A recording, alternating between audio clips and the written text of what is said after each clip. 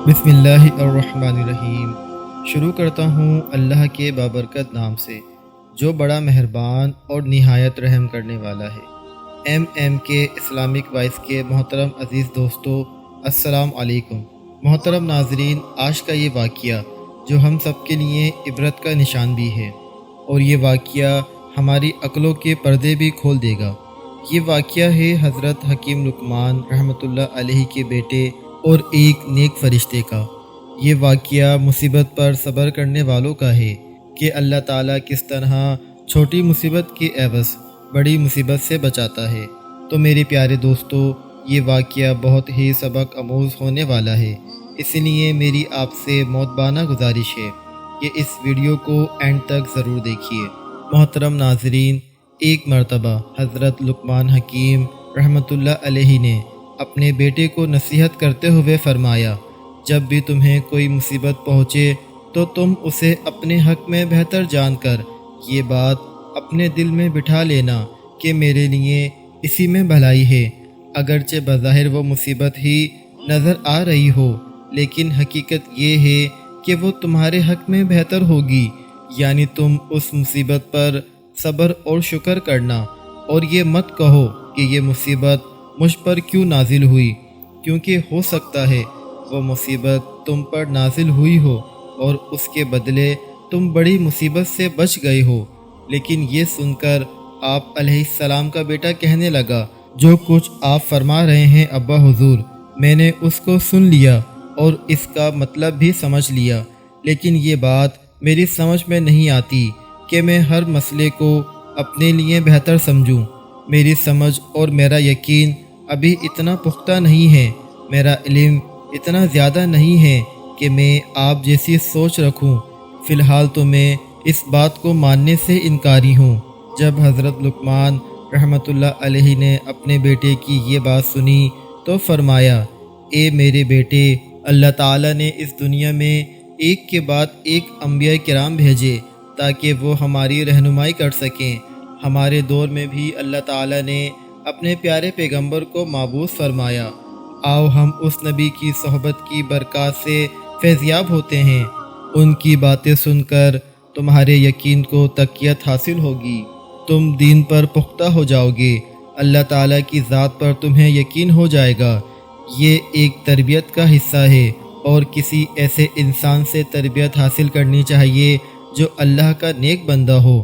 ان دونوں نے اپنا سامان سفر تیار کیا اور حجروں پر سوار ہو کر اپنی منزل کی طرف روانہ ہو گئے۔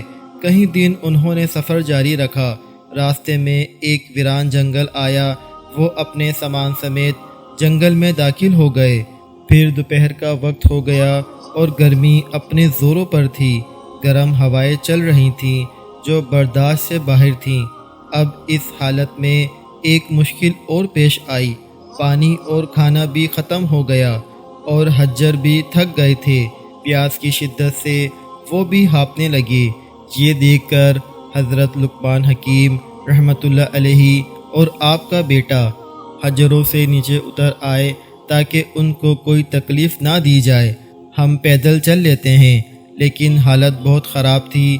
چلتے چلتے حضرت لقمان رحمۃ اللہ علیہ کو بہت دور ایک سایہ اور دھواں سا نظر آیا۔ آپ رحمۃ اللہ علیہ نے گمان کیا کہ شاید وہاں پر کوئی آدمی ہے یا یہ کسی درخت وغیرہ کا سایہ ہے۔ آپ رحمۃ اللہ علیہ اس طرف چلنے لگے۔ چلتے ہوئے راستے میں آپ کے بیٹے کو ٹھوکر لگ گئی اور اس کے پاؤں میں کسی جانور کی ہڈی چبھ گئی، جو کہ پاؤں کے تلوے کو پار کر کے باہر نکل آئی۔ بیٹا شدت سے تڑپ گیا اور درد کی شدت سے بے ہوش ہو کر زمین پر گر پڑا۔ آپ نے اسے اپنے سینے سے لگایا اور پھر دانتوں سے ہڈی نکالنا شروع کر دی۔ تھوڑی دیر بعد ہڈی نکل آئی۔ اپنے بیٹے کی یہ حالت دیکھ کر آپ باپ کی محبت میں رونے لگے۔ آپ کی آنکھوں سے بہنے والے آنسو جب آپ کے بیٹے کے چہرے پر گرے تو اسے ہوش آ گیا۔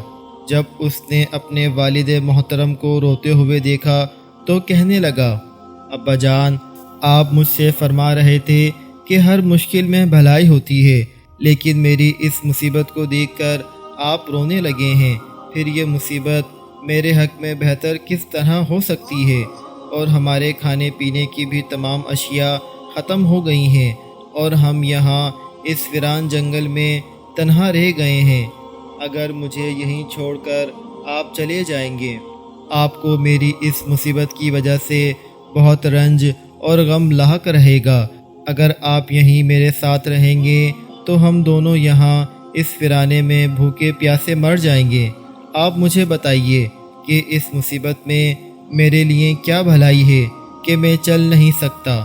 بیٹی کی باتیں سن کر آپ رحمۃ اللہ علیہ نے فرمایا، میرے پیارے بیٹے، میرا رونا اس وجہ سے تھا کہ میں ایک باپ ہوں اور ہر باپ کو اپنی اولاد کے دکھ اور تکلیف سے غم آ جاتا ہے۔ یہ ایک فطری عمل ہے کہ ایک باپ اپنی اولاد کا دکھ نہیں دیکھ سکتا، اور باقی یہ کہ تمہارے لیے اس مصیبت میں کیا بھلائی ہے، تو ہو سکتا ہے اس چھوٹی مصیبت میں تم کو مبتلا کر کے تم سے کوئی بہت بڑی مصیبت دور کر دی گئی ہو۔ آپ کا بیٹا یہ سن کر خاموش ہو گیا۔ پھر حضرت لقمان رحمۃ اللہ علیہ نے سامنے کی طرف دیکھا تو وہاں نہ دھواں تھا نہ سایہ وغیرہ۔ آپ کے دل میں یہ خیال آیا کہ میں نے ابھی تو اس طرف دھواں اور سایہ دیکھا تھا، لیکن اب وہ کہاں غائب ہو گیا؟ ہو سکتا ہے ہمارے رب نے ہماری مدد کے لیے کسی کو بھیجا ہو۔ ابھی آپ اسی سوچ و وچار میں تھے کہ آپ کو دور سے کوئی ہستی آپ کی طرف چلتی ہوئی نظر آئی۔ وہ بہت تیزی سے آپ کی طرف بڑھ رہی تھی، آپ کے بالکل قریب آ کر اچانک غائب ہو گئی۔ پھر اس ہستی نے فرمایا کہ آپ کے بیٹے نے آپ سے کیا کہا تھا؟ حضرت لقمان رحمۃ اللہ علیہ نے فرمایا، اے اللہ کے نیک بندے، آپ کون ہیں؟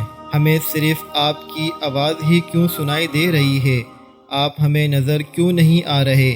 آواز آئی، میں اللہ کا ایک فرشتہ ہوں، مجھے صرف انبیاء اور اللہ کے مقرب فرشتے ہی دیکھ سکتے ہیں، اس وجہ سے میں آپ کو نظر نہیں آ رہا۔ میری بات سنیے، میرے رب نے مجھے حکم دیا ہے کہ میں فلاں شہر اور اس کے آس پاس کے لوگوں کو زمین میں دھسا دوں۔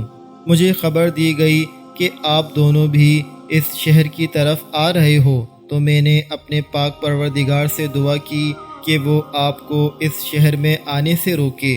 لہٰذا اللہ تعالیٰ نے آپ کو اس آزمائش میں ڈال دیا کہ آپ کے بیٹے کی ٹانگ میں ہڈی چبھ گئی، اور اس طرح آپ ایک چھوٹی مصیبت کی وجہ سے ایک بہت بڑی مصیبت یعنی زمین میں دھنسنے سے بچ گئے، کیونکہ وہ پوری بستی ہم نے الٹ دی ہے اور اب وہاں کوئی نہیں بچا۔ پھر اس فرشتے نے اپنا مبارک ہاتھ زخمی لڑکے کے پاؤں پر پھیرا تو اس کا زخم بالکل ٹھیک ہو گیا۔ پھر فرشتے نے اپنا ہاتھ اس برتن پر پھیرا جس میں پانی بالکل ختم ہو چکا تھا، تو ہاتھ پھیرتے ہی برتن پانی سے بھر گیا، یہاں تک کہ جو کھانے والے برتن تھے ان پر ہاتھ پھیرا، وہ بھی کھانے سے بھر گئے۔ پھر اس فرشتے نے اللہ کے حکم سے حضرت لقمان رحمۃ اللہ علیہ اور ان کے بیٹے کو ان کی سواری اور ان کے سامان کے ساتھ اٹھایا، اور تھوڑی ہی دیر میں آپ رحمۃ اللہ علیہ اپنے بیٹے اور اپنے سارے سامان کے ساتھ اپنے گھر میں موجود تھے۔ اللہ تعالیٰ نے آپ کے بیٹے کے ایمان میں پختگی پیدا کر دی۔ اگر اس کو چوٹ نہ لگتی اور وہ بے ہوش نہ ہوتا تو کیا وہ اس بستی میں جا کر بچ سکتا تھا؟ نہیں، ہرگز نہیں، وہاں پر عذاب نازل ہوا تھا۔ اللہ تعالیٰ سے دعا ہے، اے ہمارے پروردگار، ہم سے ہماری تمام مصیبتیں دور فرما دے، اور اپنے فضل و کرم سے ہم سب کو صبر اور شکر کرنے کی توفیق عطا فرما۔ آمین ثم آمین۔